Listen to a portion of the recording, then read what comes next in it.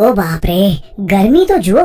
માત્ર માણસો જ નહીં પણ જંગલના હિંસક વન્યજીવો અને અબોલ પક્ષીઓ પણ કાળઝાળ ગરમી અને અસહ્ય તાપથી બેહાલ બન્યા.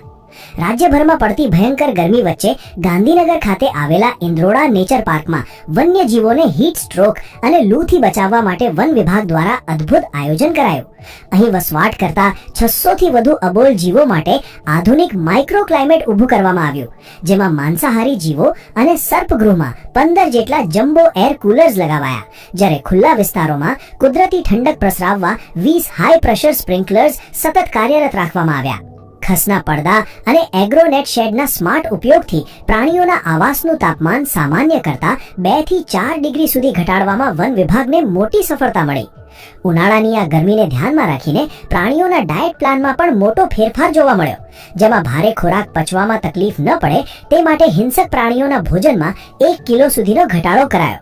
તો બીજી તરફ પક્ષીઓ અને તૃણાહારી પ્રાણીઓના શરીરમાં પાણીનું સ્તર જળવાઈ રહે તે માટે તેમને તરબૂચ, શક્કરટેટી, કાકડી, વિટામિન સી અને ORS પાવડર આપવામાં આવી રહ્યો.